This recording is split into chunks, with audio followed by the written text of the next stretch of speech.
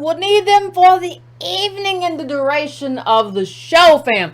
Please get whatever you need, fam. You know, we in it. You know what day it is. And listen, do not forget, coming up very soon, we will be reading this book. Before I forget to put it up, Cass, The Origins of Our Discontents, Isabel Wilkerson. I claimed it as a book club book before Oprah. Now, we are going to talk about the good and the bad and the ugly. That's what we have to learn to do. We cannot be one way. We cannot be all supportive or all crabby and just pulling people down for no reason. We have got to have a reason and a purpose for everything we do. And so we are going to do that. That is on the 24th. That is coming up. That is coming up very fast. It's on a Thursday, next Thursday. And remember, we have the All Call-In show, which will be, I think is it the third Wednesday? I can't remember. I don't remember what my own call-in show is, but I do believe it is. The call-in show is tomorrow. Somebody said, is that? I'll check on that. Anyway, because the call-in show is kind of easy. I just have conversations with y'all. I don't have no, that's easy because it's for people who really didn't call in before. And so you get a chance to call in now, and we have the conversation tomorrow, Black Ink. Thank you, fam. So tomorrow we're going to do the all call-in show and have the conversation. Next week on the 24th, we will have the conversation about this book, which I still haven't started reading, but I promise to get all the way through it and take notes on it so we can have the conversation by the 24th. That's a long time to read a book. You can read about 5 books in that time if you put your mind to it. So anyway, fam, I just want to make sure everybody does that. Please make sure you also hit the like button. If you are already in there, hit that like button for me. I would appreciate it. Today is Wednesday the 3rd. Thursday is when we had a call-in show. So tune in today. If you have something you have on your mind tomorrow, you know what I mean. Sometimes you have something that's on your mind and on your heart and you want to talk about it, share. So that's when you call in because you couldn't get through. People say they can't get in now. So call in on tomorrow. And we will have a conversation about what you have been wanting to have a conversation about that we have not had the opportunity to have a conversation about. And it's kind of an easy breezy call in. It's kind of easy breezy time. We just chop it up, you know. That's what we do. So tomorrow, make sure you call in to, you know, just have a conversation. If you haven't, I hear from a lot of y'all. I keep trying to call in. The call in number be full all the time. So that's what tomorrow is for. So if you want to do that tomorrow, feel free. Call in. We'll have the conversation about whatever you want to talk about. There are no parameters on the all call-in show. You can talk about whatever you want to talk about. So tomorrow, do not forget to call in and like let's have a conversation. Some of you have little axes to grind sometimes. And we can do that. So also make sure if you want to, make sure you hit that like button. If you want to donate, go to donatebrown.com or patreon.com/WatCarnell or $breakingbrown if you want to do that. But it costs you no monies. It's a pandemic. Costs you no money to hit that like button.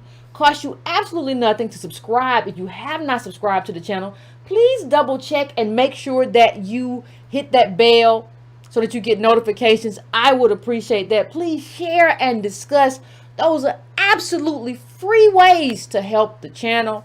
And I appreciate that. For those of you who ordered large hoodies, those will be here tomorrow.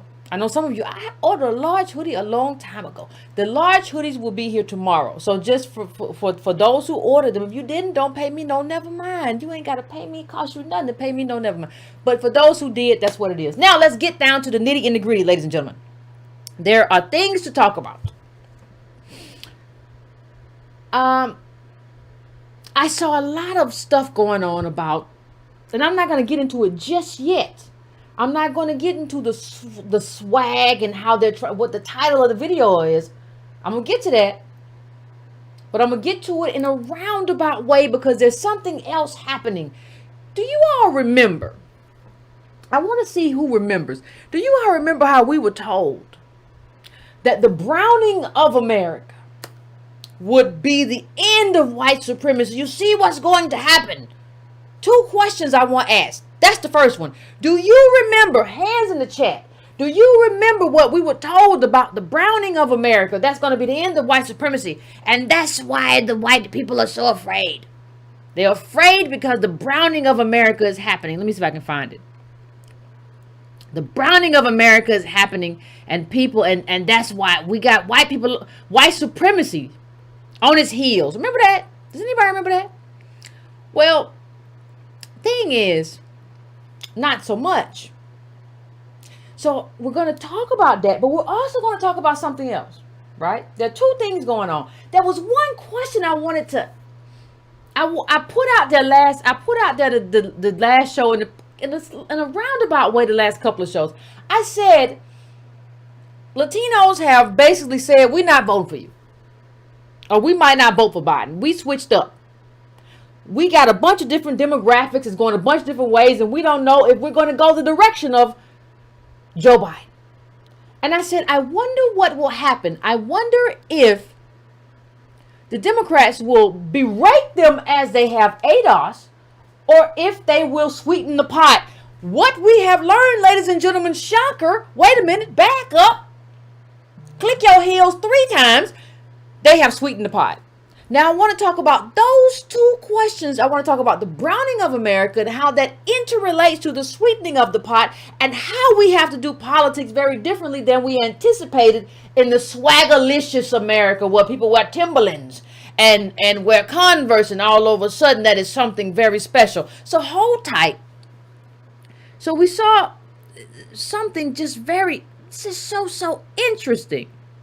And there have been a lot of interesting moments. We're going to get to Kamala, but I want to talk specifically right now about Biden campaign turned focus to Puerto Rican voters. Right? And let's add a third question. Everybody's been asking me in the comments. I read the comments. Right? Under the YouTube, when I read the comments. I read most of them. Some people have crazy, but that's all right. You need medicine. It's okay. So I read the comments, and I see a lot of people saying the same thing, because it's a lot of stuff going on. So you got to be able to just stay with me, please. The comments, why can't we just vote for Trump, Yvette? What is all this Democratic down ballot stuff? Y'all still going at it. So I'm gonna address all 3 of them things in one, like a big wave. Biden campaign turns focus on Puerto Rican voters. Now let's see what that looks like in campaign lingo, if you will. Why it matters. This is from Axios. Both sides are fighting in the lead up to the election to split the Hispanic vote. President Trump is going for Cuban American and Venezuelan American voters, while Biden tries to appeal to a growing number of Puerto Ricans on the mainland. Puerto Ricans. My tongue is in Puerto Yvette. Puerto Ricans are U.S. citizens, but they're not allowed to vote in general elections if they live on the island. They become eligible to register and vote if they relocate elsewhere in the U.S. Biden leads Trump by 33 points with Puerto Rican voters. Puerto Rican voters in Florida, per an August survey of registered Latino voters in the state commissioned for Equus, a Democratic Latino research firm. Their polling also shows the president has a 17-point the president has a 17-point advantage among Cuban Americans in Florida. Okay, that's what that is. So they fighting. They going toe to toe, blow for blow, for the Latino vote. Now I don't necessarily have no problem with y'all doing what y'all got to do. I have a problem with what I've been told. I had always been told the browning of America would mean something different, and we've touched on that, but it don't mean that. It don't mean what we were told it means. See, this is what we were told right here. Hold on. These white voters on the far right see doom. Nothing less than a civil war. They say they can't have no browning. But what I see in terms of Time magazine, already Trump and the Republicans severely harmed the institutional health and checks and balances, but they're not done. America's international reputation and influence rests on the enormous economic and military strength of the soft power democracy. Blah, blah, blah, blah, blah. What y'all told me. And here it is. Here's the title of this article. Republicans want a white Republican. They'll destroy America to get it. That's not true. Listen, whiteness is not white. Whiteness is not melanin. Whiteness is who is opted in and who is let in and who is pushed out. It is not about who is white. There's a lot of white Latino going around, a lot of racism hid within that. Are we going to talk about that? Now, when you understand it's not about melanin, then you begin to understand what's really going on here. Then you begin to understand what this picture is about. A lot of people for Trump. Now, I have talked to Cubans who are not for Trump, so I'm not saying it's everybody. But I'm saying that we don't necessarily understand why these people vote a certain way. And we certainly don't understand why Kamala thinks that that wearing Tim's is going to win her any kind of election. We have to go deep into it, people. We have to go deep into it. Now let's go deep into the answer to my first question. How will Biden respond to Latinos saying that we don't know? Some of us like you, some of us like Trump. How will he respond? Well, here's how he responded. Latino votes in Florida with hold on. I'm missing the first half. Okay, here we go. Joe Biden is seeking Latino votes in Florida with a new plan to rebuild Puerto Rico. Hold on a second. See, you didn't respond to that by saying, how dare you? We just got to get Trump out of it. We just got to vote. See, when we have problems and we say, hey, you're not giving us a reparations or a transformative black agenda, you don't respond. We want to rebuild Chicago. We're going to rebuild Detroit. We're going to rebuild all the poor communities and we're going to give reparations. You don't respond with none of that. But when it comes to them, you're going to rebuild Puerto Rico. I think I got it better that time. See, nobody is bottom casted like us. And it's not just the people who come from England, Great Britain or whatever, Ireland, wherever you come from. I don't really care. It's not just you who talk that way. Everybody else has an expectation. We're the only ones who have to play the mule. We're the only ones who just do it. He the best one, and we just got to do what's right. We just got to do the right thing and make sure he get out of there.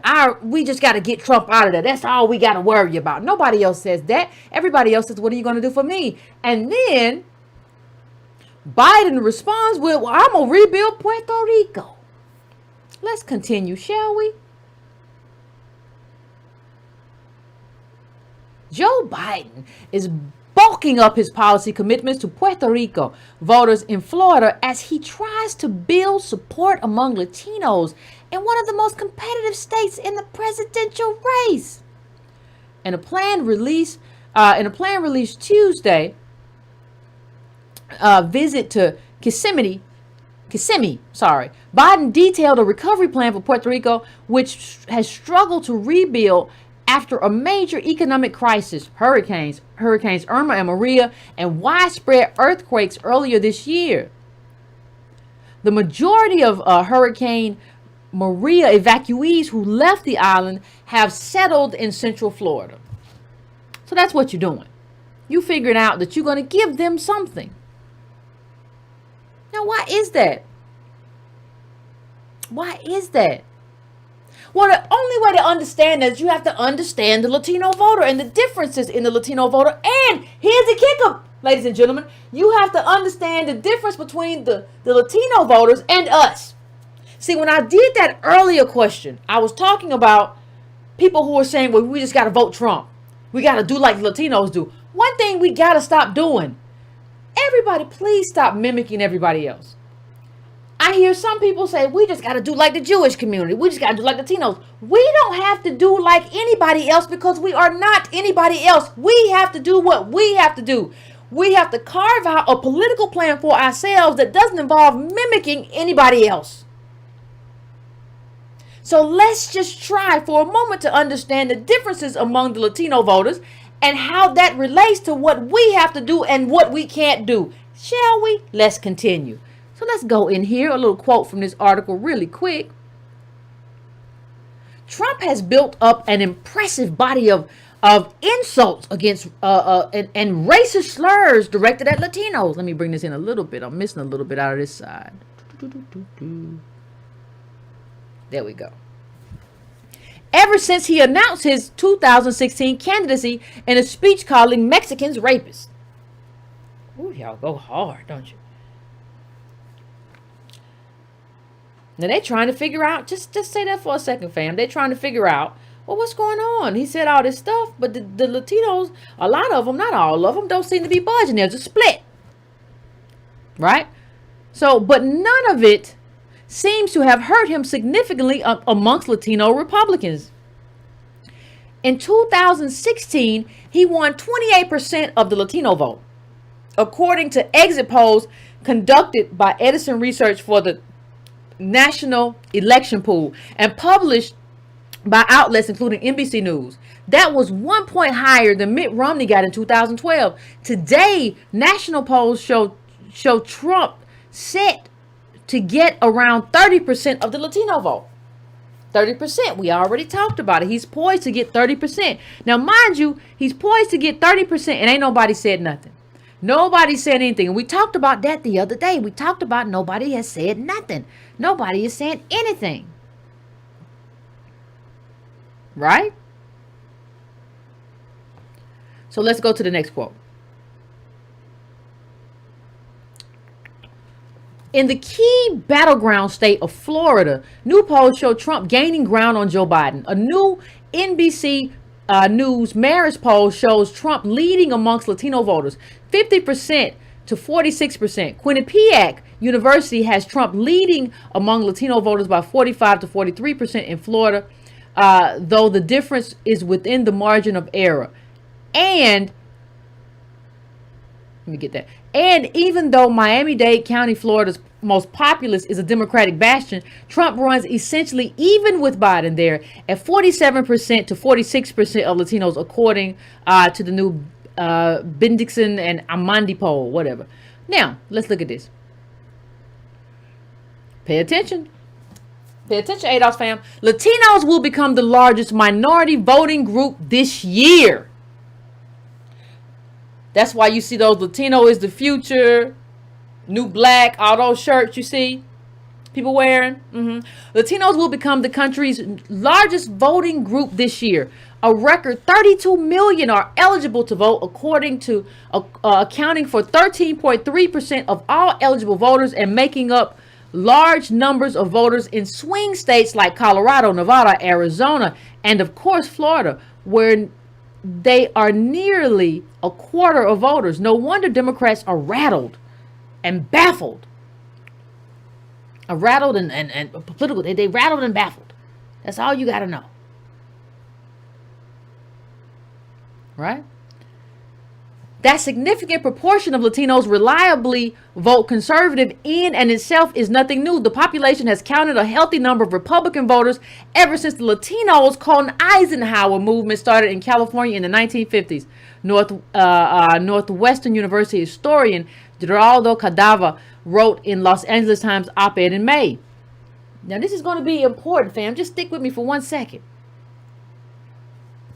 And the issues themselves are multifaceted, with Republicans often championing the policies they support. Latinos care a lot about education, Gamara said, but it is not public education as Democrats may assume. It is access to private education, he said. He said that in Latin America, public schools are seen as inferior. See, let me just come out of here 1 second and just say something. We have to let go of what we as ADOS, as a distinct group with a distinct justice claim, who is moving in a distinct direction. We have to let go of what we think we know about Latino voters and this brown stuff. Throw it all in the trash. The thing that the Democratic Party did was throw a lot of people with melanin together and say, we're going to use this to get what we need as Democrats. It don't work for us. I don't care what works for Democrats. I don't care what happens or what works for Nancy Pelosi. I could give a. I'm telling you about what works for us. Right? I'm telling you about what works for us as a group. This don't work. See, we have believed that we could somehow, I don't know what kind of coalitioning was done. I don't know. And I don't know how it happened this way, but there was a whole lot of belief that a coalitioning of groups that come from different countries, and somehow they have conservatism here and they believe this here. There was some kind of belief that we could bring it all together with ADOS and it would make sense. It don't make sense. And now you have a group here that has more voters than us, and far less in common with us than we thought, even amongst the ones who vote liberal. They don't have the same background. They don't have the same lineage. They don't have the same history with slavery. It's not the same. It's not us. And there should be some kind of accountability for whoever got us here with this coalitioning and rainbowism. It don't work. So let me just show you a little bit more about why it doesn't work. Indeed, polls show distinctions among different heritages. We talked about this. While Trump has a sizable lead amongst the Cubans in Florida, giving him the edge among Latinos in the state, Biden does have a slightly better among Puerto Rican voters across the United States. But we're gonna talk about Puerto Rican voters in a minute, because do not assume because they're voting for Biden that they have a lot in common with ADOS. We're going to get to that in just 1 second, because you would assume, well, it's just the Cubans who are conservative. Not all Cubans, we know that. But let me just say, you would assume that he's just an edge amongst them. No, that's not the truth. Biden does slightly better amongst Puerto Rican voters. Across the United States, a little more than 18% of the population, nearly 60 million people are Latino, slightly more than half are Mexican, another 5.6 million are Puerto Rican, and 2 million are Cuban, though the last group is highly concentrated in Florida, right?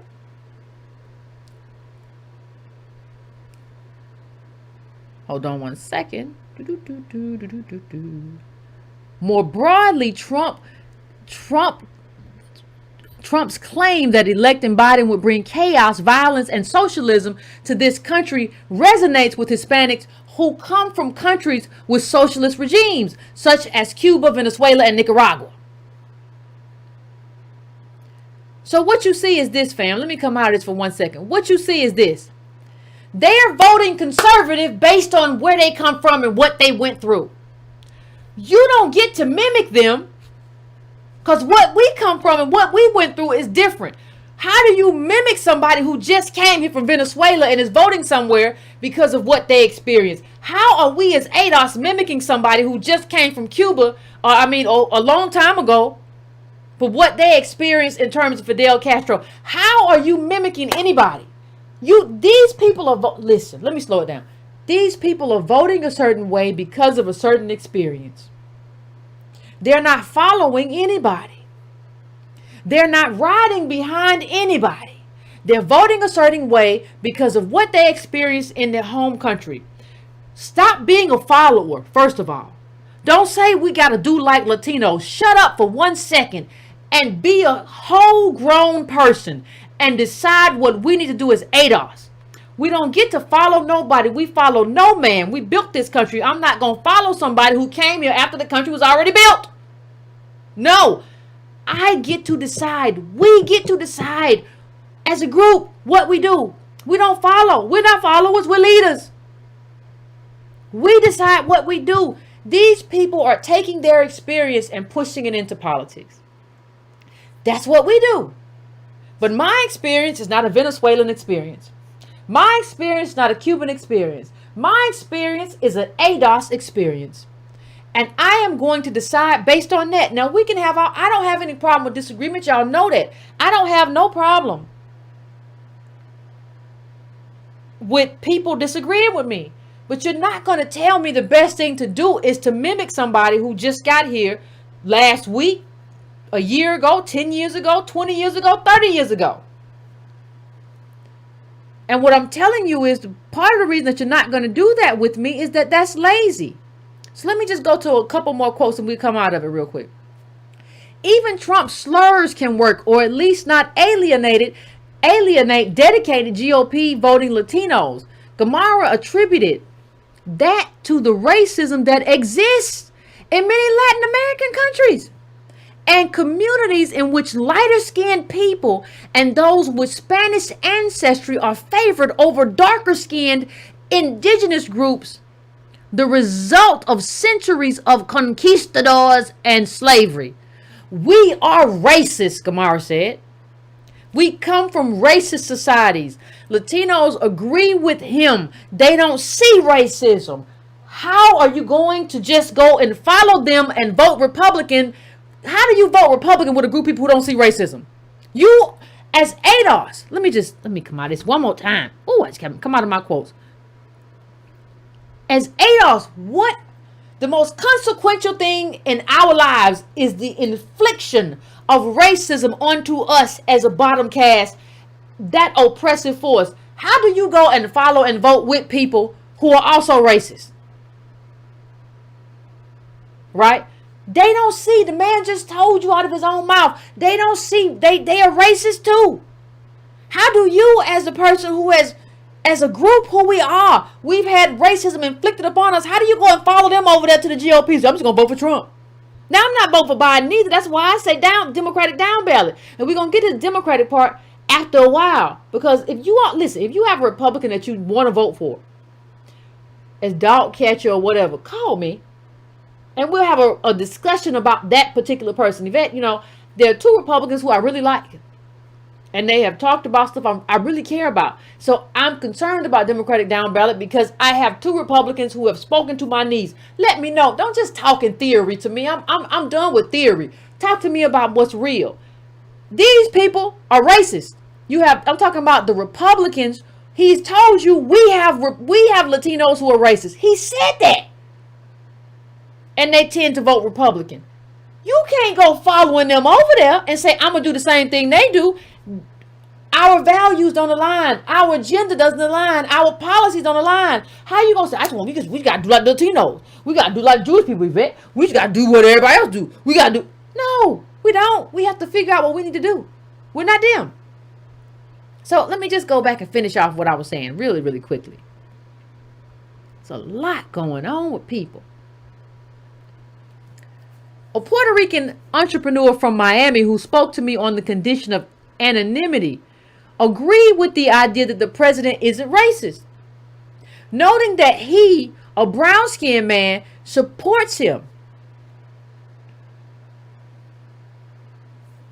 Right? I don't believe in systemic racism, he said. It's not a problem. The problem is the media. That's a Puerto Rican man saying that the problem is the media. Let me tell you something. That man is just as much a problem to you and me as Trump is himself.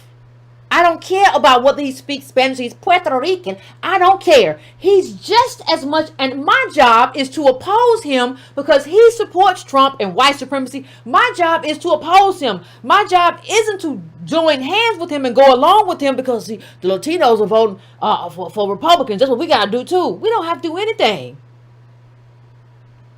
We don't have to do anything but decide what we're going to do based on who we are and what we want.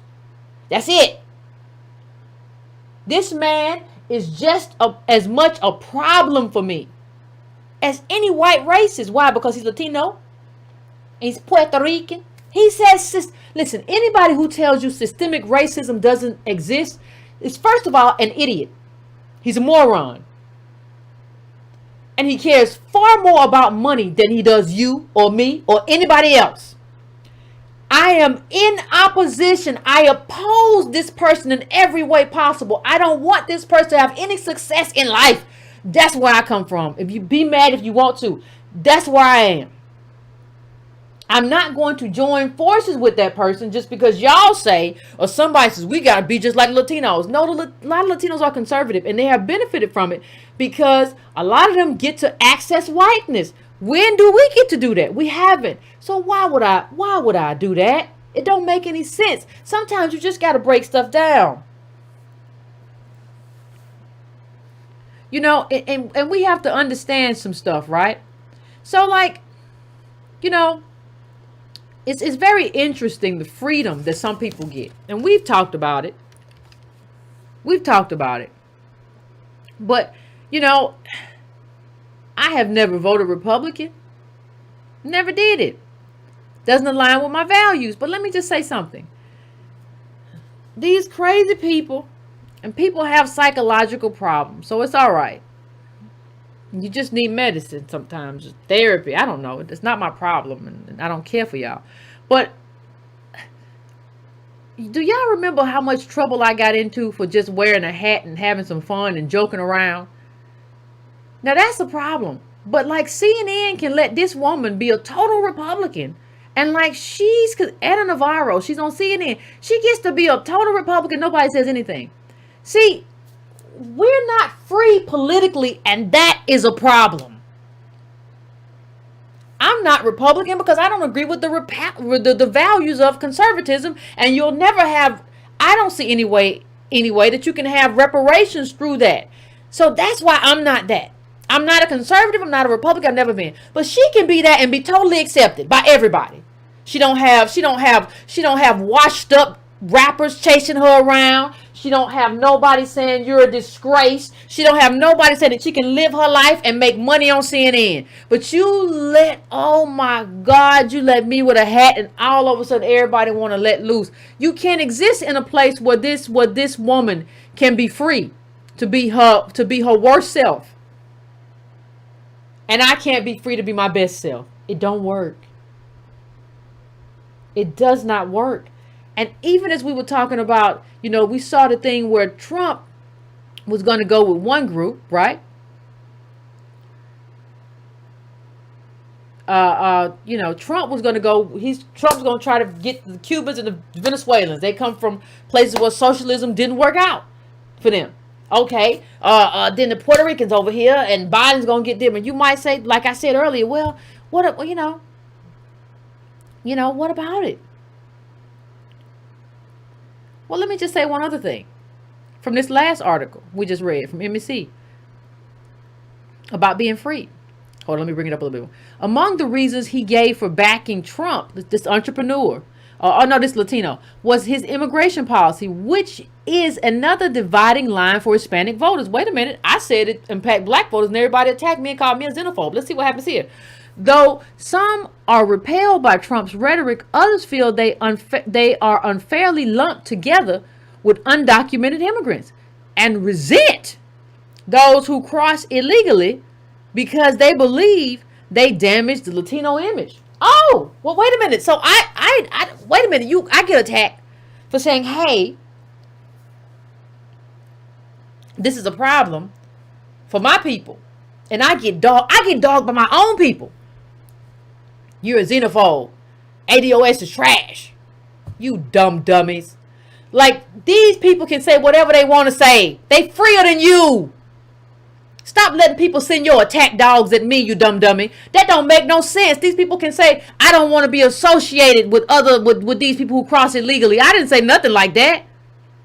And then when we talk about the Puerto Ricans, people say, well, the Puerto Ricans are different. Some, we don't paint with a broad brush here. But most Puerto Ricans check white on the census.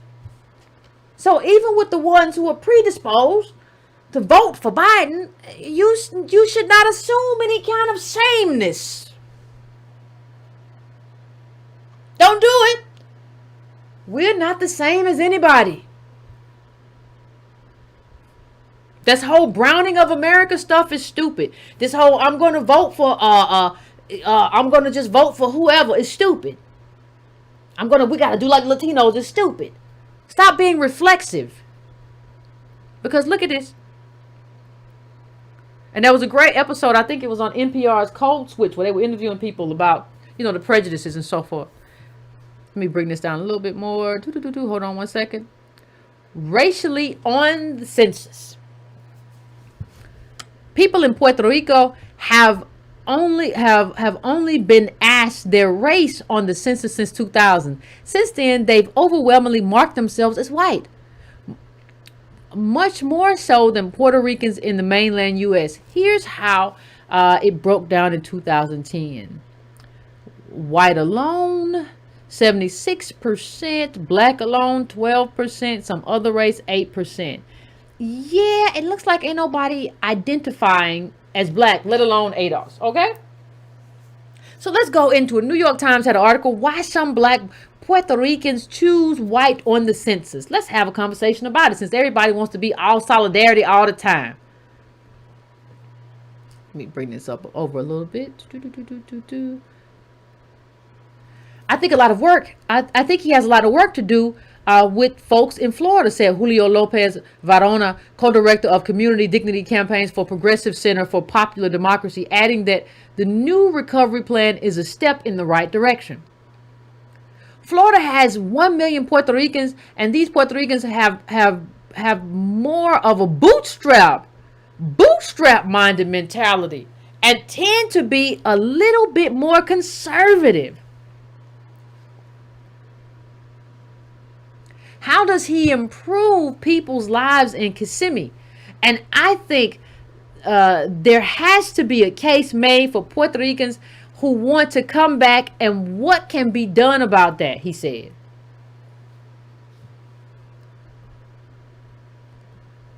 Oh, gosh. Colectivo Aye has held educational workshops across the island, teaching residents about the impact of the census and the achievements of Afro-Puerto Ricans, such as the historian Arturo Alfonso Schomburg and the singer Ruth Fernandez. They also teach about the contributions of African civilization. That sounds familiar. Hoping to inspire people to check black or write Afro descendiente or of African descent on the census. There are people that don't want to use the word black because they think it's an insult. And there is still that idea that we need to better the race. Dr. Abadia, Rashash, whatever, said, referring to mejora la raza, a popular saying in Latin American countries that suggests light skin is more desirable than dark skin. I don't know how. I don't know what kind of solidarity you find in there. I'm just gonna say it straight to you. Many Puerto Ricans say they also feel that choosing black erases their unique cultural identity, including language, food, and customs, and aligns their experience too closely with that of African Americans on the main line. They don't want to be aligned with me or you, and they're right. I don't want to be aligned with them either. I ain't got nothing in common with you. You got nothing in common with me. But understand, don't try to create some degree of sameness between us, because we ain't the same. And y'all prejudice against darker skinned people over there. What you think it's gonna mean when you come over here? Don't come over here and tell me a lie. Everybody like to come over here and tell us lies. Let me see it over here. But even Jose Luis Elicia Pizarro, a native of Loiza and Bomba, come on now, a music teacher at the Corporación Piñones se Integral Community Center, has reservations about identifying as black. I don't say I'm Afro Puerto Rican because my father is not African, nor is my mother. The same way I understand what he said. I don't say I'm African either. I'm with you. But why he get to say it and I don't? I'm not African either, sir. Because my mama or dad ain't African either. So kudos to you, but I wonder why Pan-Africans don't run around attacking you like they attack us. Let me just start from the beginning again. I don't say that I'm Afro-Puerto Rican because my father's not African, nor is my mother African, said Elicia Pizarro, who is dark-skinned, brown hair, and wore dreadlocks. Y'all told all his business. For visual reasons, yes, I consider myself black, he said. For reasons of identity, I consider myself Puerto Rican. Centuries ago, a policy known as Gracias al Saca allowed black Puerto Ricans with mixed racial heritage to petition Spain to be reclassified as white for a fee. The practice of reclassifying people's race continued after the United States seized Puerto Rico in 1898. Ooh, the tangle weave is unbelievable. Before the 1960s, census takers in the United States and Puerto Rico decided people's race for them and applied whiteness liberally on the island, sometimes reclassifying people from black to white. The Puerto Rican elite was very much working together with the United States and privileging whiteness among the population, said Mara Loveman, a sociology professor at the University of California at Berkeley. The unspoken rules of who counts as white were increasingly more generous as part of a broader societal project to appear whiter in the United States. People say, well, how can we be racist? We're Puerto Rican, said William Ramirez, the executive director of the ACLU of Puerto Rico. It's been a task to get people to recognize that, yes, there is racism here. Mr. Ramirez's office is a 35-minute drive from Loiza, and he said he regularly sees men and women who tell him they have experienced discrimination based on skin color. I'm Puerto Rican. The language hasn't been I'm black, said Martha Moreno Vega, the founder of Caribbean Cultural Center, African Diaspora Institute in New York City. The colony never used that narrative. And that's another part of colonialism. You are labeling people with names they don't know. Fam, let me tell you something. I don't know what everybody is doing. I don't know what everybody is trying to do. But there is no assumed solidarity. You cannot assume. You don't know what goes on in Puerto Rico. You don't know what goes on in Cuba. You don't know what goes on in Venezuela. So you cannot assume that there is solidarity there. There is racism everywhere. And everywhere when people come here, they know who we are. We're a bottom caste. Right? So you can't mimic. How do you be here 40 years still talking to me in the comments about how you going to mimic somebody? How you going to mimic a Latino entrepreneur who doesn't believe in racism? How? I just want to know.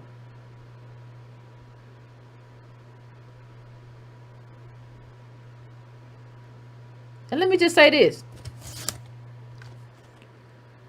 We don't get to be free. That's what happens.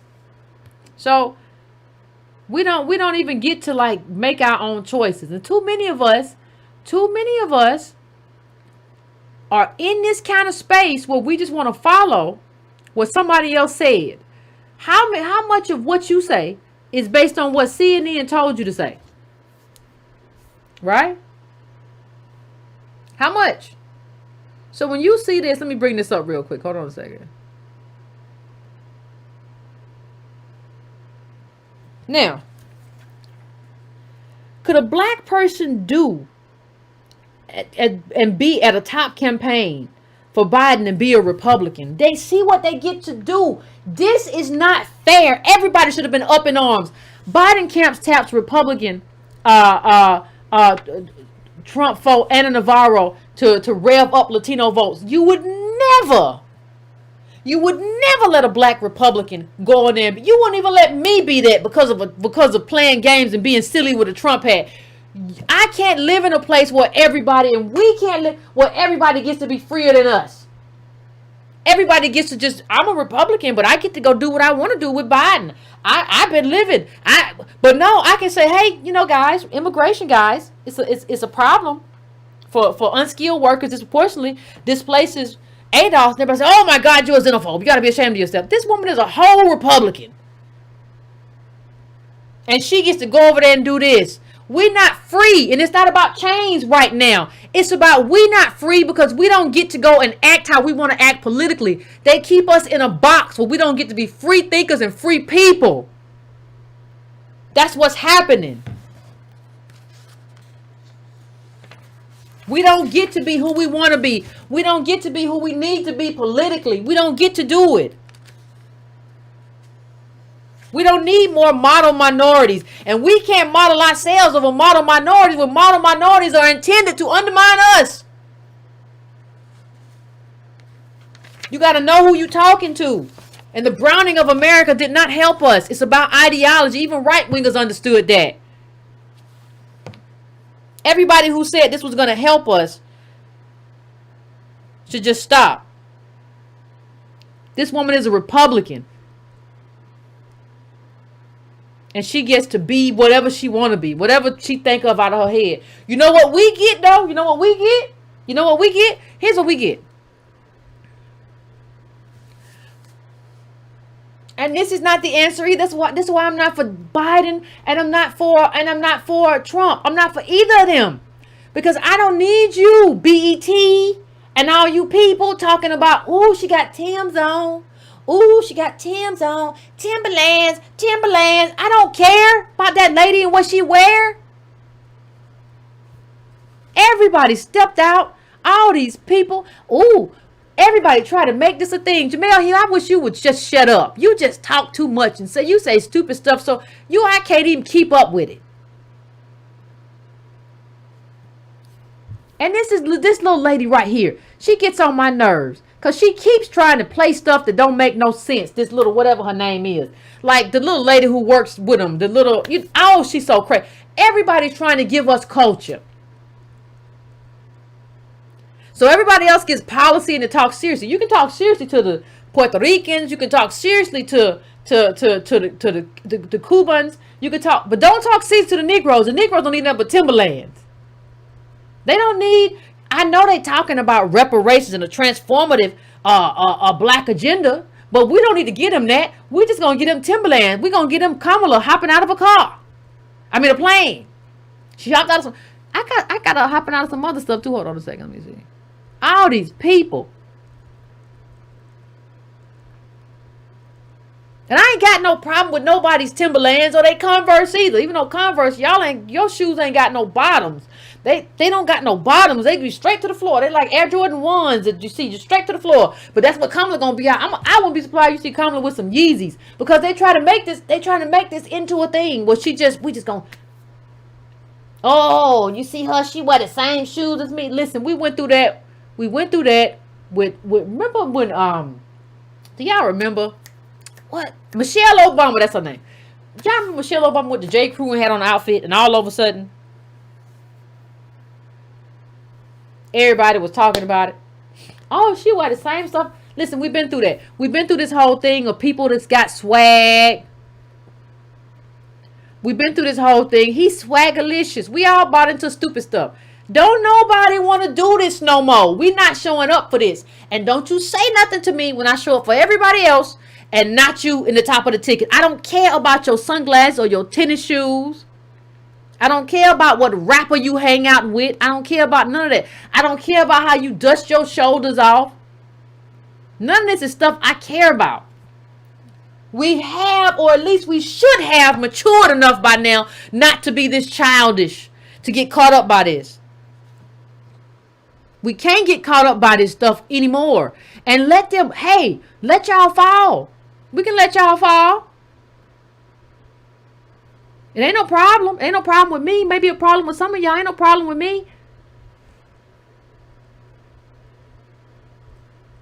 It ain't no problem. I don't want to see this.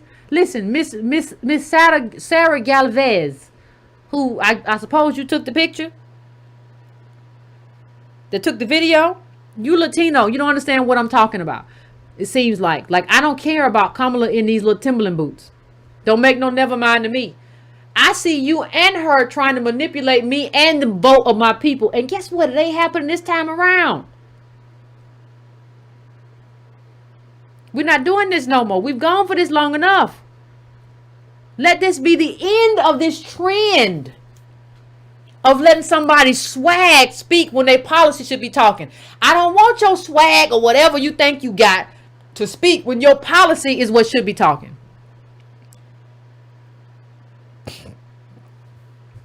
Everybody trying to take advantage of us. And what happened? Didn't Ebony fall offline? Ebony, you did all this stuff for this man. Now you ain't even... Didn't it go off web for a while or whatever? You did all this stuff to make this black man cool. He ain't give black media nothing. Didn't do nothing for nobody. Everybody, it's time for everybody to learn. Didn't Ebony get sold to somebody? Who is it? What is it? Where is it?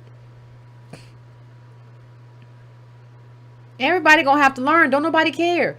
And sometimes everybody got to learn the hard way. And that's not my fault. That's not your fault. If you got to learn the hard way, Democrats, you got to learn the hard way. I'm not finna be second in line to nobody. I don't care who you are, Cuban, Puerto Rican, Venezuelan, whoever. I don't care. I'm not gonna be second in line when you get to be free and get to make choices and get to decide whether or not you're Republican or Democrat or who you want to be one day, or be a Republican and then work for a Democrat, and I gotta be stuck over here in the corner. No, no, no, no. I'm not doing that no more. Y'all can all fail. If we don't get what we want in terms of our agenda this time around, y'all can all fail. I don't care. Because we failing all the way anyway. We failing right now anyway as ADOS. And y'all don't care. Y'all living y'all lives in nice homes. Packages delivered all the time. Upset your restaurants closed because of COVID. No, ain't nobody doing that no more. We're not doing that no more. That is over. The era of swagaliciousness, where we understand and vote based on swag. And listen, it happened. I understand. Even before Obama, it happened. That era is over. We are involved in policy. And that is what we want. And you can't tell us what to do. And little person, little woman, lady, whoever you are that took that Kamala Harris and the Timberlands, you don't get to tell us nothing. Don't even tweet to us no more. You just shut up. You don't get to tell us nothing no more. We don't care. We are only focused on policy. We don't care about your culture. We don't care about how classy you look. We don't care about how fashionable you look. Put you on all kind of shoes, jumping off a plane, and it's, you know who it is. I tell you who it is. It's that the woman on MSNBC who works there trying to make this into a thing. Oh, we got to have this every time she hop off the plane. We're gonna have to be talking about what she got on. No, we ain't. We're not going there. Not no more. These are desperate times, and desperate times call for us not to be crazy, and we're not crazy no more. So anyway, fam, we are at about the 1 hour mark. Please give me a second, as usual, to set up the calls. I want to hear what you got to say and what your reaction was when you saw that they were trying to make Kamala into a thing. And did you really see? Did they sweeten the pot with Latinos when Latinos said we ain't really coming out and we ain't really showing to the Biden events? Did you see that? And what was your reaction to that? I want to know what your reaction was. So give me a few minutes, fam, to set up the phones. I will be back. And as usual, we will have the conversation.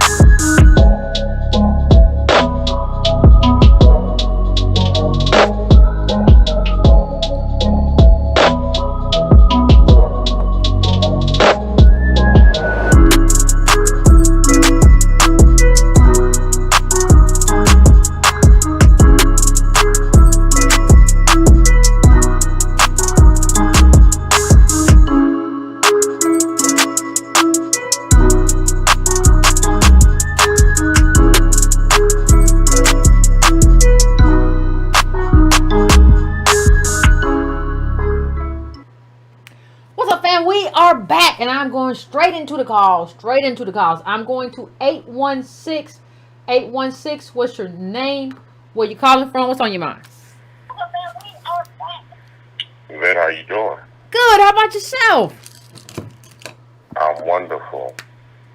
You asked the question, Bill Clinton's saxophone on Arsenio.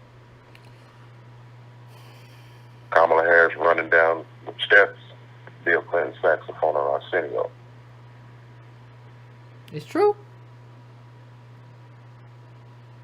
Yeah, that's it. That's all we get. But that's what they give us, though. They treat us like children, like little kids. We're their little kids. That's what we are. They don't have to give you policy because they can have your president relate to you by playing saxophone on a black talk show, or have Kamala Harris run across the tarmac in Tim. And everything is scripted. Somebody told her what to wear to relate to us. She ain't got to say nothing to us. Tim spoke to us. All the black talking heads, they spoke to us. All the black talking heads, our president and Tim. We're immature. We're politically immature. And they treat us as if we are. And it's noticeable now. And I thank you for your work. Thank you, Ben. Because where do you find the articles you get? Oh, you dig them. They out there, fam. You dig up a little bit, they out there. But I got a whole process. I mean, you have research out of this world. I mean, that article, God, we treat it like children politically, and that's just what it is. We little kids. Yeah. To white politicians and to white supremacy, we're their little children, 400-year babies. Oh, 400-year babies. Oh, that was awful, fam, but it's true. 400-year, that's the truth. 400-year babies. We still suckling from their teeth. They can pet you on the head. And they could just give you Timberland boots, a cool-looking Barack Obama. I still got that ebony around here somewhere if I look for it. I was so proud of him. And what did he give us but cool and hope? Yeah. And we still hoping, same hope. And we hoping with Kamala and Joe.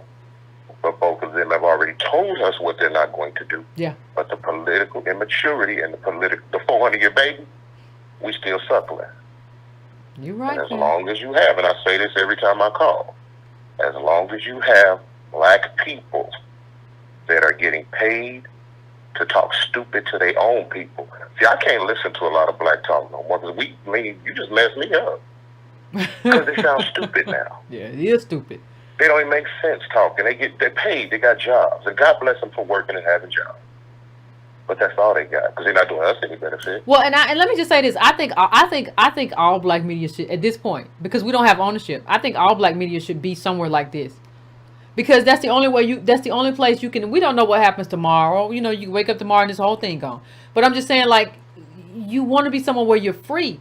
If you're not free and like your support doesn't come from ADOS as opposed to the network, then what are you? Like you're just being paid to sell something to Negroes as opposed to being a representation of the people. That's who you are, and we can't afford that. We can't afford it. We at death's door. I mean, anybody stand on us anymore, we're gonna be squashed to nothingness. I mean, how many more groups can stand on us? Our own people stand on us. The people from the continent stand on us. The Latino countries, Europeans at the top of the list, the Chinese standing on us, and standing on the continent. Where do you go? And I gotta wonder, I'm gonna ask you a question, I'm gonna clear your line and let you go on. I have a question. Do you believe, and we talk about white supremacy, and that's what we live under, do you really believe that the white folk would pay all those people's checks to say they have ownership, real ownership, but you're on another network that's owned by white people? You can't make them say the wrong thing and you out of work. Yeah. No, that never would happen. Do you believe that they see strength in... Excuse me, go ahead, Yvette. No, I agree with you. That never would happen. Like, they're paying you a check. They need you to say something. And what they need you to say is what's best for Democrats. We got to get Democrats in office. We got to do this. They don't need you. There's no reason for them to pay you to say what's best for you. Ain't nobody paying you to say what's best for you. They're paying you to say what's best for them and what's best for the Democratic Party. And that's why, and that's Al Sharpton. That is Joy Reid. That's everybody you see on TV. They're party people. They're not ADOS people, and they're certainly not race first people. And so there's nothing you can do with that group. And I actually watched Joy Reid a couple times last week just to see, and it's just a laughable show because she's just towing the line of Democrats. And it's so obvious that like you're not even good at what you do. The one thing you are good at doing is like taking orders. And that's not somebody I want to listen to. Yvette, I love what you do. I appreciate you. And you snatched his name out of my mouth. I was going to say Reverend Al. Yeah. They can't see him as a strong person. They can't see him as a man of strength. That's really able to do that. And he ain't ashamed to do it. See, he comes to us all the time. He talks to us. He's at our funerals when people get shot. Yeah. When folk get gunned down, he's there. He's always in our face, and he's undermining us. And I see it. I see it. I mean, he's not talking race. Everybody else is allowed to talk race. Everybody, like you said, we're immature. Yeah. We're politically immature. We're the America's children. And everybody who comes in, they know exactly where we are. They put the stores up in our neighborhood. They make a killing. They send their kids to the Ivy League off of your money. And it's purposeful. And not only just off of your money, fam. All your life and you can't get but fam, let me just say this, not just off of your money, off of your lineage. The only reason we have set-asides for certain groups to go to school is because of ADOS. That was for us. And the women kind of shoehorn themselves in there, and then we just shoehorned all minorities into it. That's the only reason you have a set-aside. You should just be considered white or other. You should not be, there should be a specific place for ADOS on that application. Not black, not minority. No, everybody knows how to, like, we're a doormat for everybody else to get into the world, into the United States of America, and have a good life. And, like, I think we just have to decide. The first thing you can do is to decide that things are going to be different. Before you make a move, it's like before you do anything in your life, if you decide you're going to eat better, you have to decide you're going to eat healthy or whatever before you go to the grocery store. So I think there has to be a decision, and it has to be a collective decision that can't be made off of, I'm going to follow this group. We shouldn't be following anybody. Stop talking to me. I'm gonna follow this community. I'm gonna do what this community says. We've been here 400 years talking about we're gonna follow somebody. When we gonna lead? We've already led. When we gonna lead in this era? We've led before. When are we gonna lead in this era that we're in? Yvette, I love what you do. I appreciate you. Keep doing what you do. Thank you, fam. You got some mature ADOS out here. I don't know why they're afraid of who they are. That's all we are, descendants of slavery. That's just the title. And ain't nothing wrong with that. And ain't nothing wrong. Yeah, thank you, why fam. Why are you afraid of what you are? Yeah, thank you, fam. Scared to tell white folk what you are. I appreciate it. Thank you, fam. I descend from slavery. Everybody know it. Yeah, and ain't nothing to be ashamed of. No, you should be ashamed. You should be ashamed for taking people as slaves, doing all the kind of stuff you did. Like, I don't know why we're so afraid when people say we should be ashamed of putting a mirror up to white America. No, everything you've done up until this point, regardless of whether or not you own slaves, you never made it right. And you ate off of it and you lived off of it. We are the bricks that built your whole house. And you are okay with us being the bricks that built your house. And that is a despicable thing to be. And so you should be ashamed. We have no shame in this.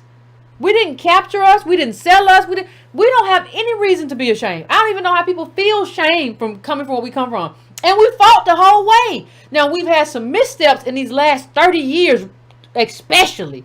But like we have fought, well, I say 40, starting after the Civil Rights Movement at least.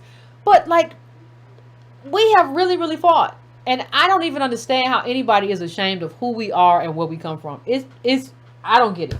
But thank you, fam. I appreciate it. Right on, man. You have a good one now. Great call, fam. I appreciate your call. Great call. I'm going now to 310. 310, what's going on? What up, man? I sent you two images. One, I want to start with the Latino image I sent you. Because, as you get it, it's just a real problem with how, this is Tone Talks. There's a real problem with how I think everybody is digesting this. There's a big con going on. The first part of it, I'll say while she pulls up the image, the way they can disaggregate the data and tell you Puerto Rican numbers and tell you the numbers on Nicaraguans, the numbers on Cubans, numbers on Mexicans, why don't they show that to us for black folk? I want to know the numbers for Adolf versus Nigerians on Republican versus Democrat. I want to know why none of the articles even do that. I have no idea how a group that built America, that come from slavery and Jim Crow in America, are just bundled together with people that just got here in 1995. Somalians that might got here in 95. And that's just okay. And you give us no disaggregated data on how they're voting versus how we're voting. You just call us one block, which elevates them because they don't have big numbers, but totally dismisses our power and our ability. Let me explain. You know how stupid it is to say Latinos are going to be the largest voting bloc when it's this many people in Latinos? What does that say? Shrink it a little bit. We got Bolivia, Brazil, Chile, Colombia, Costa Rica, Cuba, Dominican Republic, Ecuador, El Salvador, French Guyana, Guatemala, Haiti, Honduras. Understand, and all of it sits on top of the Mexicans. That's the big number. There is no Latino voting bloc. There's just a bunch of countries. What there is an ADOS voting bloc. So they have told us that we're not a bloc by including black immigrants in our bloc. That is why Kamala is running. But then they allow these people who are all from different countries that don't like each other to be one group that don't make no sense. I go to Mexico. Ain't no Mexican thinking about nobody in Haiti. How is this a bloc? How did Black America, ADOS Black America, allow them to make them a bloc and tell you you're not one? Isolated from black immigrants. How did you let them start giving you voting data that doesn't tell you how does a Nigerian vote versus somebody who's in Tennessee and Atlanta for multiple generations? This is a con. They are not going to be the biggest group because they're not a group and they're not a bloc. They're a bunch of people from a bunch of countries. And so, like, what I say is the largest unawakened sleeping giant is ADOS as a voting bloc. The question is whether ADOS can understand how the gravity of what we're proposing. We're flipping the table over. And that's the only way you survive this kind of wealth inequality. This table got to be flipped over. You see what I'm saying, Yvette? This ain't no Absolutely. block. Maybe it was like at least 4 countries. If it was 4 countries and then they kind of had a similarity amongst them, I would at least say maybe that it can be considered a block. This is about 15 to 20 countries, all vastly different, all across a huge region, actually multiple continents. And somehow they told us that this is the biggest voting bloc to make us not understand that ADOS, which is 34 million people alone, that built America. Don't forget that. It's not just that we're raw numbers. So what they try to tell us is that every vote is the same. No, we built America. They just got here. And I'm saying this in context of this whole discussion because part of what has happened is there's a lot of value inside of our blackness that isn't true globally. Period. You saw it in the article that Yvette said earlier, right? There's a lot of people running from blackness all across the globe. Unlike anywhere in the world, you see white people running to blackness. I sent you a second image. There's a new professor, another white woman that's been pretending to be black. Came out today. Another professor. Another one? This ain't the last one. It's a different one. I sent it to you. I just sent you the image. You got another white woman trying to be ADOS black because there is so much value in ADOS black that I will concede this whiteness to get a touch of it. I don't think we all understand. It's untapped. It's unrealized. How we're being hustled. This is a whole nother woman, graduate student admits lying about being black and resigns from teaching role at the University of Wisconsin-Madison. And I think for us, we don't understand how that flips everything on its head for how everybody else did. Our blackness, it seems like it's different here. From Motown to Stevie Wonder to even rap like Jay-Z and all that stuff. It's different here. And I think that what happens is we try to create a sameness that doesn't come from a reality where we built America. We built this place, the wealthiest country in the history of the world. Now, if you can pull up the image of Kamala, it kind of gives us that context. So you have this woman who's Jamaican Indian, and really Jamaican Indian Canadian, because that's where she's rooted. Like she went to junior high and high school in Canada. So all right, let's even say Jamaican Indian Canadian American. But what she isn't is ADOS. They take the Canada out, even though she grew up in Canada. But you see her trying to mimic us using a social media person that's Latino, a chief of staff that's Haitian, and her who's Jamaican Indian to tell ADOS about culture. I'm going to get into these boots maybe on my show on Friday. Because them don't look like the same double souls. If you're going to do the culture, you got to do the culture. You can't have on bookman shoes. And so, like, when I say bookman, I'm saying working shoes for a working man. Those ain't the Tims from the cultural whole thing. So don't mention that. She's just an older lady wearing some work shoes. I don't know why she's wearing them work shoes. She ain't pulling no screwdrivers or she ain't pulling no Phillips out while she was on the plane, but she got on work shoes. Them ain't the cultural shoes that we wore as ADOS and even other non-ADOS people. She's just an older woman wearing work shoes. Ain't nothing wrong with it. Yeah, she going to the fires. fires. To make it cultural. What'd you say? I said, yeah, she going to see the fires in California, so she put on some boots. What's the big deal? Yeah, what's the big deal? So when you try to make it cultural, though, get it right, though, because that ain't right, and I might have to go into it on the show on Friday. You want to know what I mean? Just go to my Twitter. Because right now what we're seeing is you're trying to tie this to a shoe that ain't it. Maybe you don't know. You know why? Because you are either A, Latino, maybe it's this guy here or whatever, or you are maybe Haitian, you work inside of this culture, doing this, like, you're just making it up. Stop tying yourself to stop shoehorning in, not only to our affirmative action, but to our place in this country. So what you see again is, unlike anywhere in the globe, these white women running into blackness, but they're not running into general blackness. They're running into ADOSness because ADOSness has so much untapped value, and hopefully we can help y'all see how to realize that. That's it. Thanks, Tone. Appreciate it as always. Yeah, I understand them ain't the butters. They not the butters. They not the butter Tims. They not the ones I still got in the closet. So I don't know. Mine's so beat up though, but I ain't gonna buy no more. Y'all know how I do sometimes. I got a lot of shoes, but I can't do it. I don't know what she gonna have on next. I told y'all I don't know what she gonna have on the Jordan 1. If she put on some Jordan 1s, I'm gonna fall out.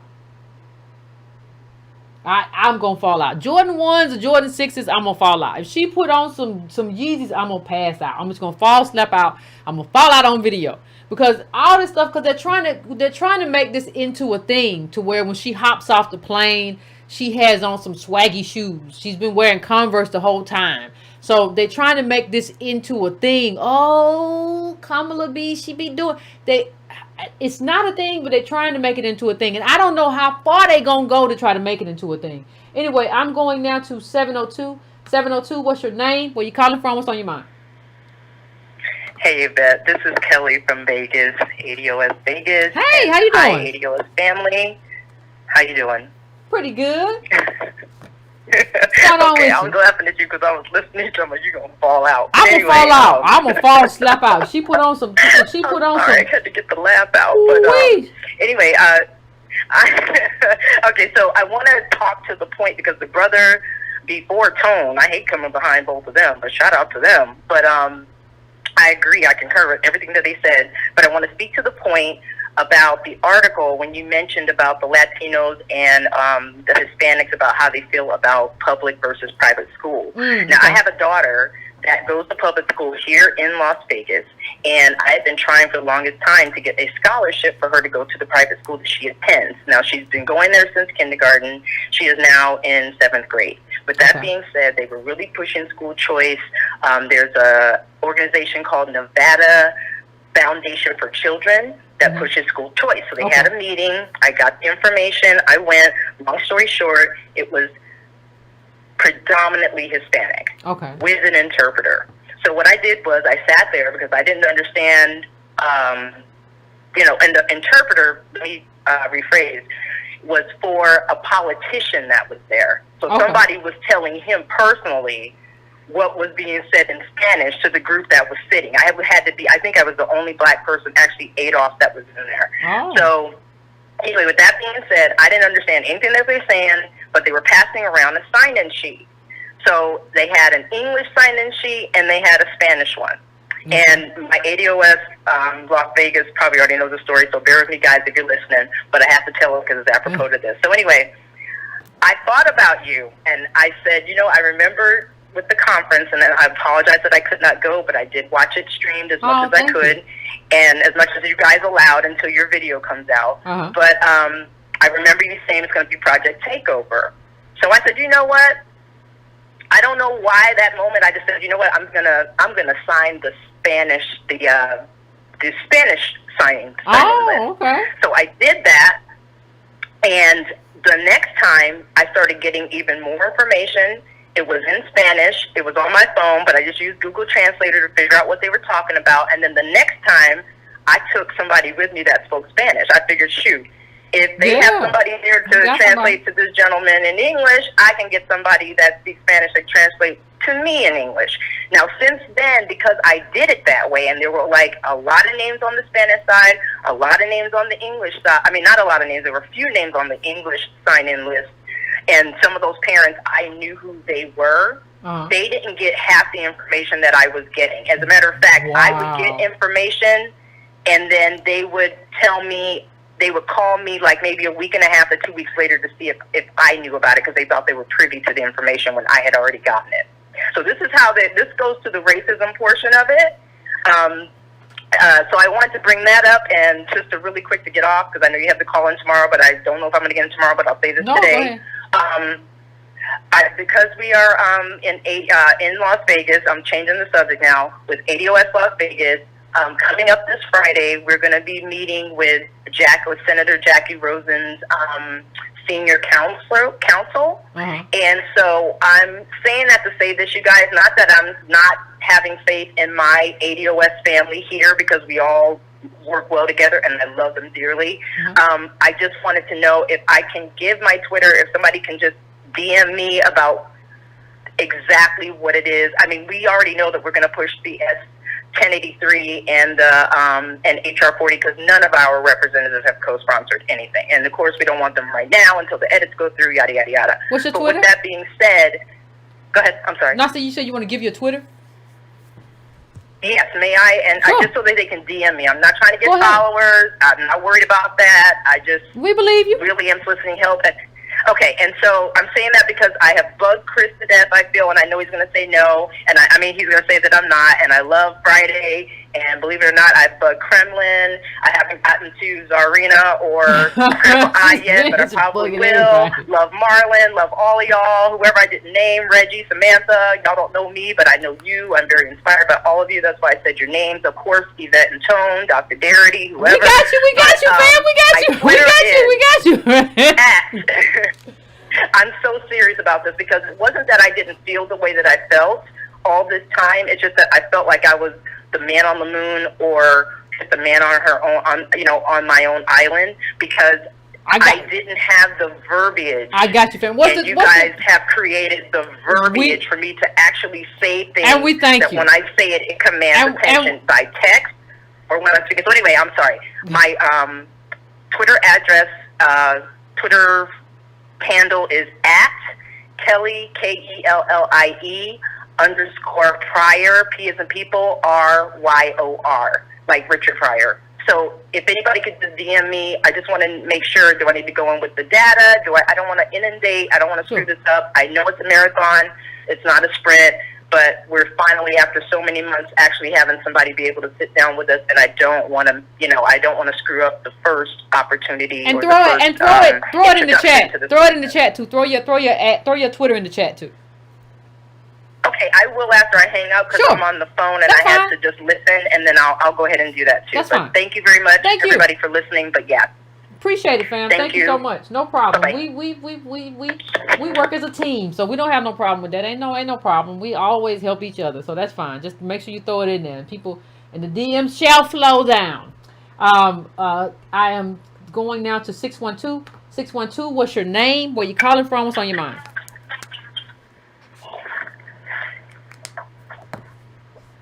Six 1-2.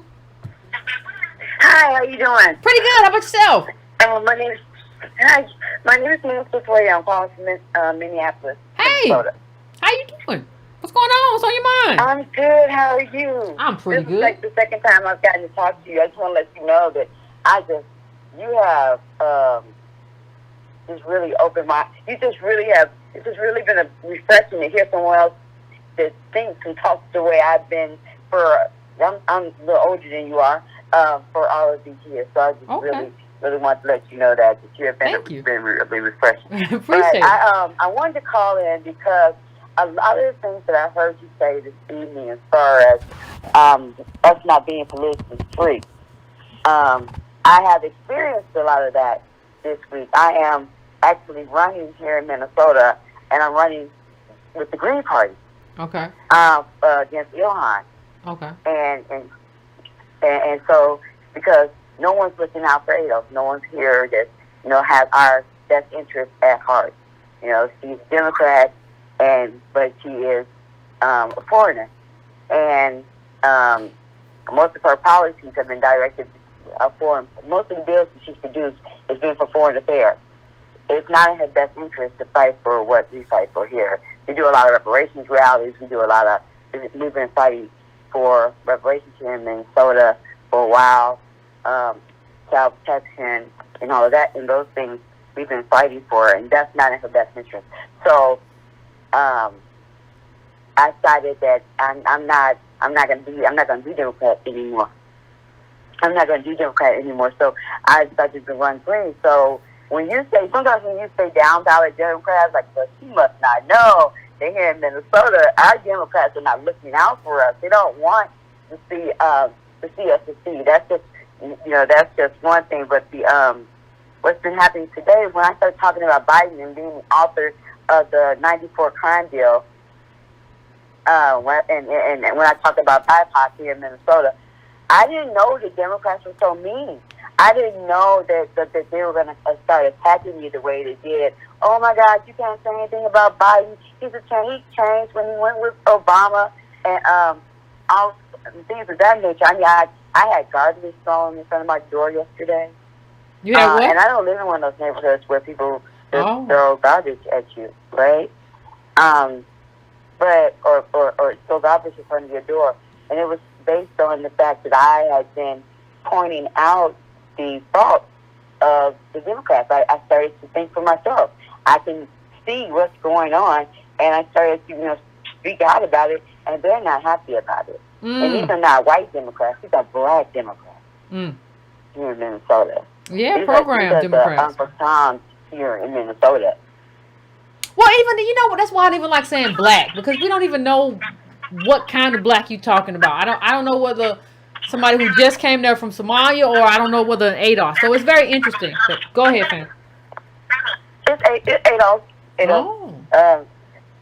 I've had some immigrants come on my page and be really upset because, reparations and things that I talk about are not in their best interest.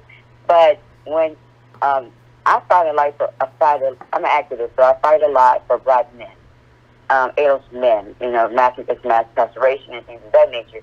So I was really hurtful that these same black men were the men that were, you don't know what you're talking about, you're stupid, and they really attacked me. Mm-hmm. Tell me about it. But this old white man that doesn't care about them. Yeah, it's gonna happen. What do we know about my people and how lack of knowledge impacts them, right? There's a verse about that. But go on, fam. I'm gonna let you finish up and I'm gonna go.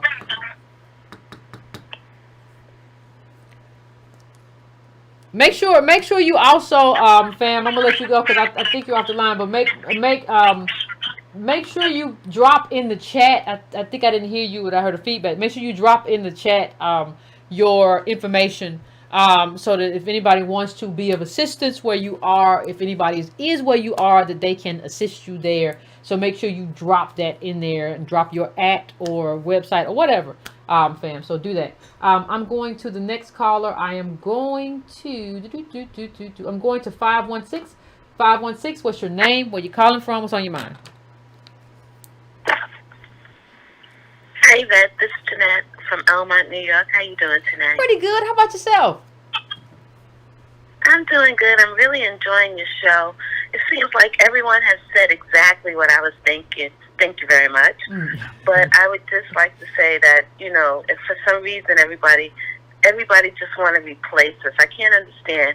You want to replace us, but you want to hate me at the same time. It doesn't make any sense, People feel like people feel like they can be. Don't tell the truth. But they feel like they can be a better us. I'm sorry. They feel like they can be a better us. Like if I was here, if I had been born in America, I would be this. If I because they don't even know the history or anything. They just feel like I would be a better you. I would make a better you. I wouldn't make white people angry, or I wouldn't really fight like you fight. They really feel like they would be. Sometimes people feel like because they don't know the history a lot of times. That's why I said before you become a citizen of this country, you should have a real anchoring in ADOS history and our contribution so that you could be a different person. But I'll let you go on, fam. I'm sorry. Yeah, that's really the truth, and that's how I feel. Because I work with a lot of immigrants, and I mean, one of my best friends that I work from, she's just like Kamala, but me and her are really cool. But then when I met her husband, and he told me that he don't like even people that's just like him, like they're beneath him. I said, this is crazy. You're the same. You come from the same country, but they're beneath you? Okay, I see where this is going. So I was like, well, what was it, a tribe? Why were they beneath him? Was it a tribe or something? Why did he view them? What was it that made him think these people are beneath me? They come from where I come from? I don't understand that because, okay, they're Indian, but he wanted to know specifically where they came from. And I said, maybe they're Guyanese Indians, because I do know Guyanese Indians. And that's when he said, oh, no, they're beneath me. And I could not, I said, they're beneath you? I was really hurt that was her husband talking like that, So I said, no more rides for me. Thank you very much. Thanks for the ride, never again. But I'm telling you, and even with my Spanish friends, I never forget when I wanted one of my sons to get a job with the town. And I wanted him to be close to home, just to get his first job. And I knew they were giving those jobs. It took like a Hispanic lady to like slide him through so he could get the job. And he didn't have to go like all the way to Jones Beach or something, which is like 15 or 20 minutes away. Before a kid just driving, that's a lot. But he could just go right in the backyard, in the neighborhood to one of the big parks. You know what I'm saying? She slid him in there. And I was like, okay, that's us working together. You know what I'm saying? She's Hispanic, I'm black, but she knows what it's like because she has black grandchildren. But the thing about it, fam, for the town. Yeah, but the thing is, it should be the other way around. It should be people asking us, "Hey, you've been here 400 years. Hook me up, help me get on." Like we have just, but you know what it is? I think it is, fam. And this is part of it. It's not the whole thing, but part of it is this. Part of it is you can't anchor yourself in a country and then try to and then be on it. Like on one hand, you can't anchor yourself in America and say, I want what I want here. I want what I'm owed here. And at the same time, be praying for Wakanda. Like we have decided that we're outsiders on one hand. And then on the other hand, we've decided that we want the fruits of America. You can't have Wakanda and America. You have to decide. If not, that's just schizophrenia. In a certain, you have fractured pieces of yourself. And I think what has to happen now is that we have to come to terms. We are American. We are more American than anybody. We are anchored in this country, and because we are more American, more is due. What has been paid, was owed, has not been paid, and we have to do that. We don't let people get us all out of our minds with all these dashikis and stuff, and thinking that Africa is better than it is. All these countries, go there one time and visit and see if you want to live there. And we have to just come to terms with who we are as Americans, and I don't think we ever did that. When we do that, you realize I shouldn't have to ask nobody to hook me up somewhere. That's crazy. But go ahead, fam. I'm sorry.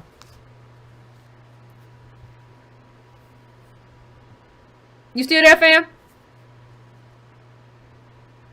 She must have. Oh, she hung up or got dropped. Anyway, let me go to my next caller. I'm going to 214. I'm going to 2142 because I have two 214. 2142. I'm coming to you. Good evening, Yvette. Hey. Good evening, Breaking Brown family. It's Nikki again from Dallas. I called in last week. Now, I'm calling tonight because I'm actually ADOS and Afro Puerto Rican. Okay. And I can tell you that looking, I did my ancestry on both sides of my family because I didn't know anything, especially about my grandmother, who came here when she was 17 from Puerto Rico. I didn't know anything past her as far as my lineage there. So doing the research, back in 1890 when the United States first started doing the census and Spain no longer did them, you could see where they were listing people as black, but mostly they would list them as mulatto, depending on what their class was. So, for instance, I found out I had a great-grandfather who was a wealthy businessman, apparently, in Puerto Rico. And so, although he was black, he was listed as mulatto because that made it easier for him, I guess, to maneuver in the business, in becoming a business person and owning land and businesses and things like that. So it was very political, the way identities, racial identities were kind of, given out. Coming here now, back to the States, I'm realizing that there are more Puerto Ricans, like a lot of information that's coming out that are identifying as white, again, depending on class. So if they are educated, if they've gone to finished high school, gone to college, and are in the corporate world, then a lot of them will identify as white. Whereas those that are not in the corporate world, some of them high school dropouts, things like that, then a lot of them, if they are actually Afro-American and appear that way, then they will identify as black. So it's a class thing I'm noticing with that. And I think that's why Biden is deciding to gravitate towards Puerto Ricans specifically. Because with Mexico, I think he tried with Mexicans and realized that was just that he wasn't going to do that. He was going to win that way because most of them identify as white and they vote Republican. So I'm from Brooklyn, but I've lived in Dallas for 20 years, and so I know it, I see it, and so I just wanted to say that, and also. When I was doing my research, of course, I was able to find cousins that I had DNA matches with. Okay. And I can tell you that I have always identified as black. My grandmother has always instilled that in all of her grandchildren and children that we are black. So, I'm speaking of my Puerto Rican grandmother. Okay. And so when I found some of these cousins, I found that I had cousins that had very dark skin, but they may have had curly or straight hair. Well, when I looked them up, they were living in Alabama. When I searched their Facebook, accounts, you could see that they married very white women in Alabama. And then you could see the progression that his first set of kids with his first wife looked Puerto Rican, but then he remarried, and you could see the kids then, they actually had blonde hair. So I found another set of cousins, because I already kind of came up with my own idea of what that was about. When I found another set of cousins, they said exactly what I thought, that, they've kind of separated themselves from us because they want to live white, and that's what they do. Yeah. So I just wanted to say that and the thing is, don't be me though. If you want to separate from me, let's just don't try to be me, and we all people of color and all that stuff. Because see, the thing is, we should be living better than everybody. Like, we built the country, but don't try to be like we all. See, that's the whole con. It sounded like, shout out to Iron Man, who used to always say nobody comes to America to be a part of a. And even a part of America in terms of Puerto Rico, in terms of come to the mainland to be a part of a losing team. Well, then just tell me that. Don't say we all in it together. Don't say all this. Like, this whole thing, this whole rainbow coalitioning has gotten us nowhere. Like, you align with people not based on race. You align with them based on values and based on ideology. That's what matters. All this other stuff is for the birds. Either somebody shares your ideology and they're going to step out for you in terms of their politics. In exchange, you stepping out for them. What happens now is we just step out for everybody because it's the right thing to do. That's not politics. You're absolutely right. You're absolutely right that we are not politically free, and everyone else seems to be, even those who have just arrived here. And that's something that we definitely Absolutely. has to change. Thank you, fam. I appreciate like it. Like you said, ADOS, we built the country. Our ancestors built the country. Absolutely. And we shouldn't have to bow down to anyone.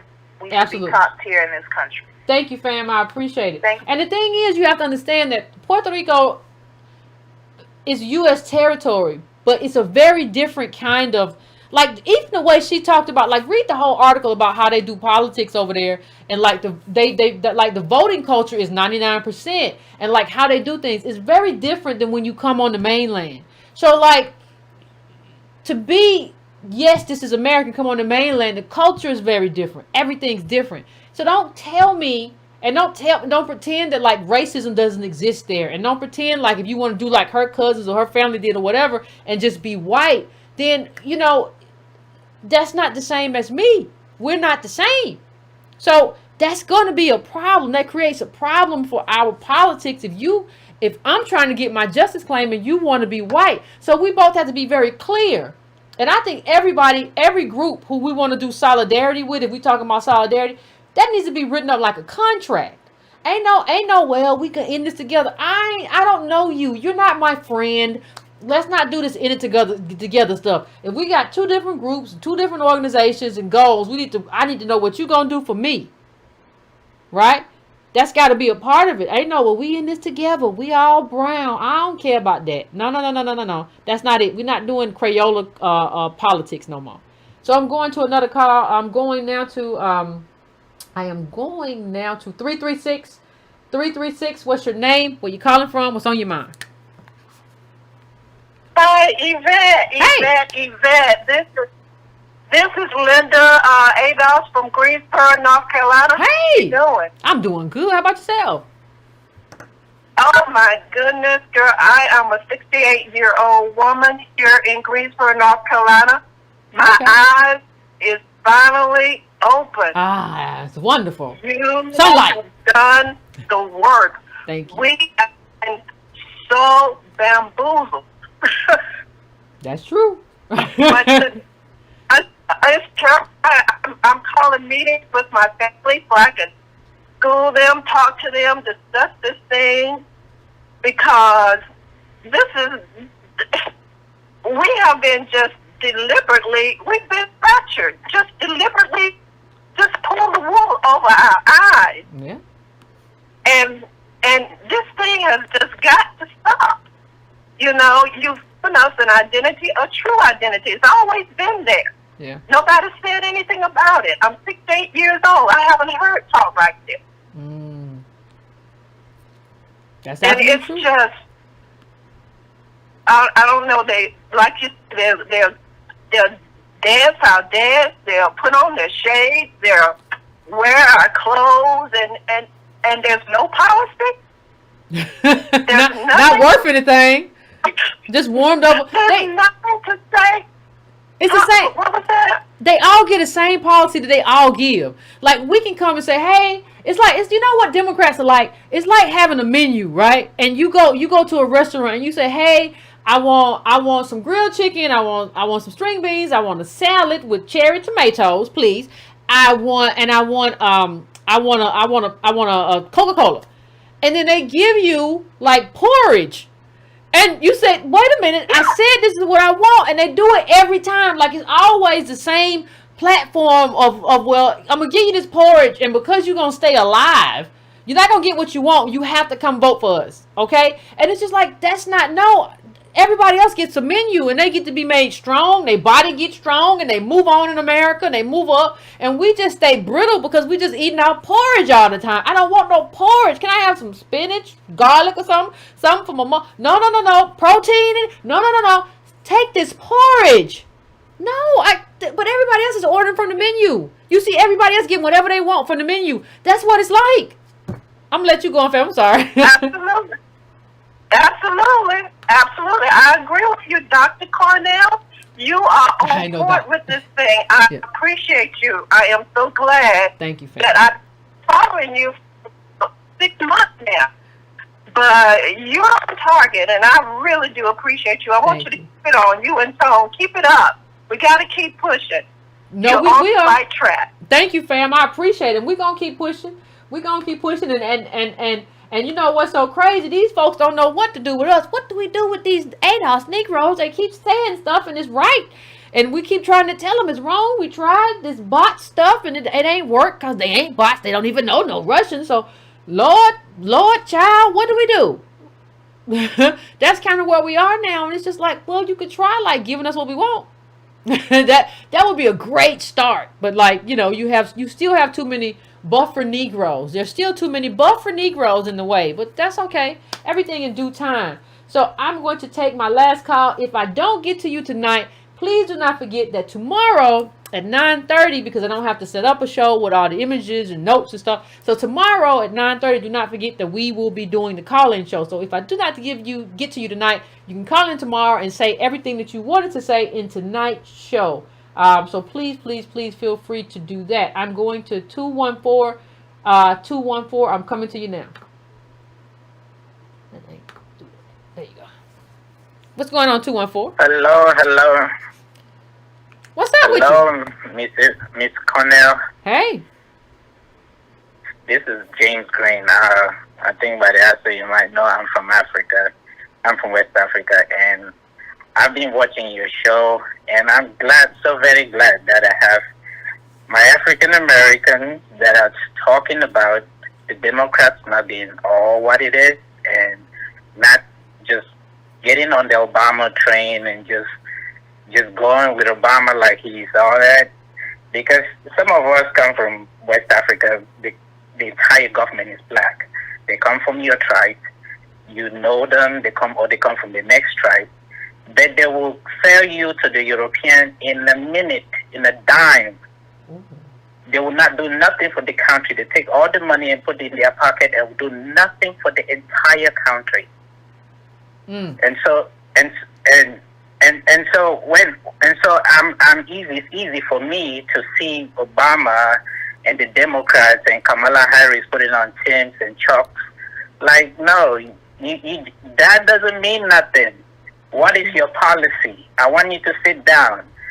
I'm sorry, but I came to America, right? Sure. I never know what America is all about. You have to know that the CNN you watch in America is not the same CNN we watch. And long time ago, there were no cell phones where I can be watching you talk to me from Africa, because now an African can be watching you talk, and they'll know what African Americans are going through in this country. So contrary to what many people may think, we Africans don't really hate the US saying, oh, we want our reparations for us. Yeah. Because after they give you, they have to go and give Africa for taking their people. That's hey.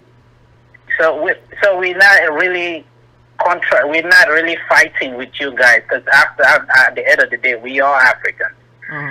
So I'm just really glad to hear your voice every time. You push your your ideas. They are great ideas. It shocked me some time ago when I saw these guys called the Israelites. They put a whole chart of who are Israelites and put South American countries made of Latinos and Latinas, and these people are Spaniards.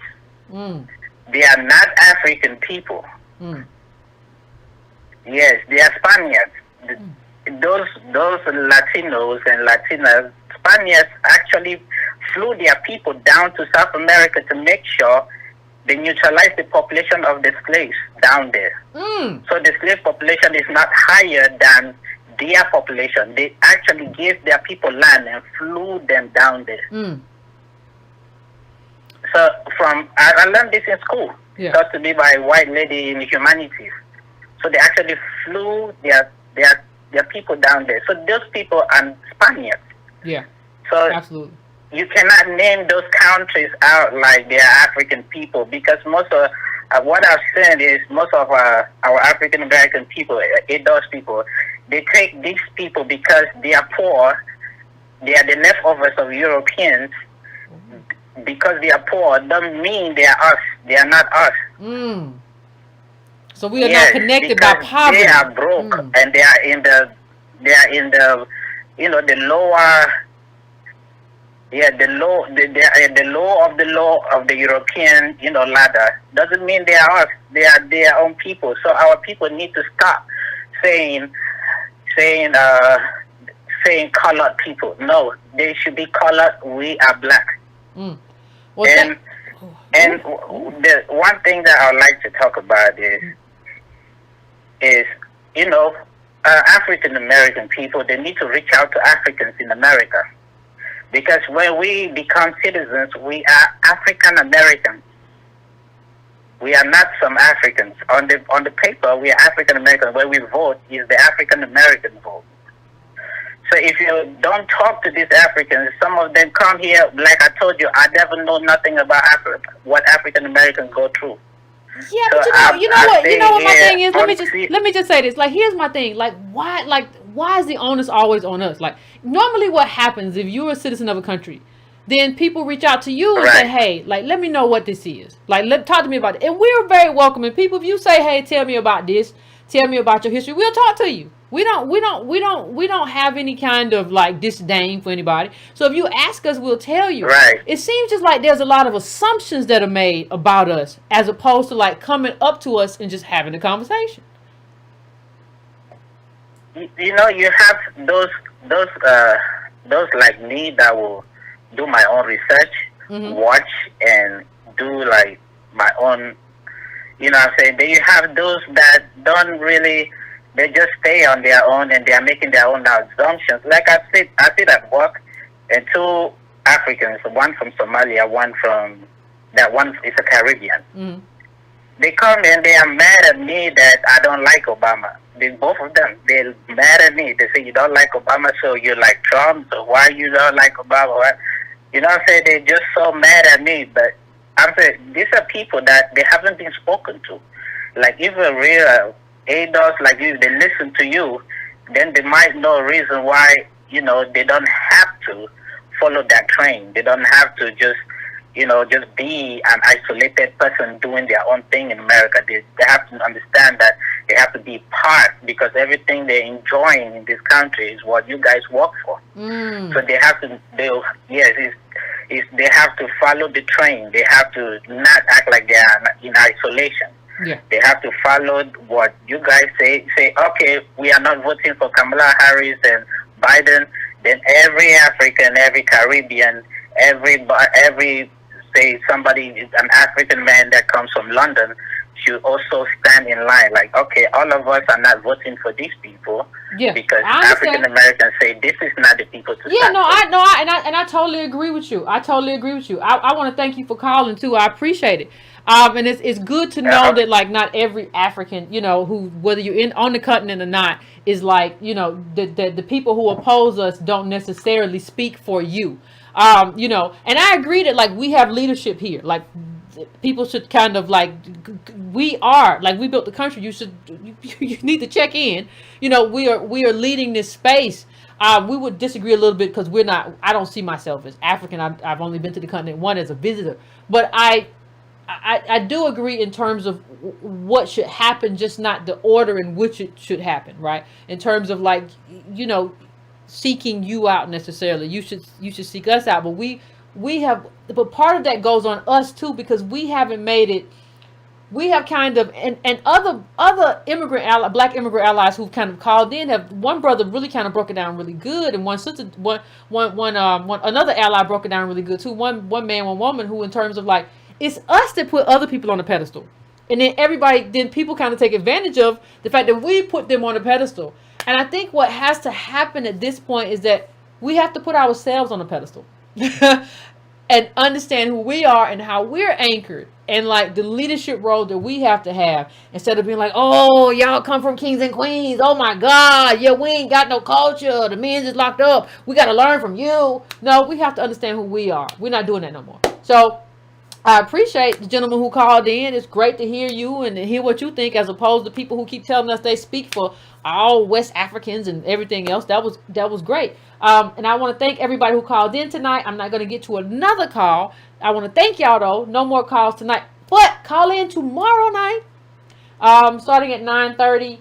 We should start earlier than normal because I don't have to set up. So 9:30 around there, we will be setting up tomorrow. If you didn't get to talk this episode, if you didn't get in, please call in tomorrow and just write down or jot down what you want to talk about, and we will have the conversation tomorrow at 9:30 p.m. fam. And that's about it, fam. You know, good calls tonight. Keep it easy breezy. Please, fam, hit that like button before you leave. Please hit that like button for me. Hit the like button. Also, please share. If you want to donate, you know, you can go to donatebrown.com, patreon.com/ycarnell, or $breakingbrown. But please know that you can hit that like button. You can hit that bell to make sure you get notifications. If you have not subscribed, you can do that. And that costs you absolutely nothing. You can do all of those things. And those things really help the channel. And they cost you not a dime. All right. So, fam, keep it easy breezy. Finish your libations. And I'll see everybody tomorrow. Tomorrow night. So be easy breezy, fam. Wear your mask still. Don't pay attention to these crazy people running into stuff. These pro disease people. I'll see y'all tomorrow.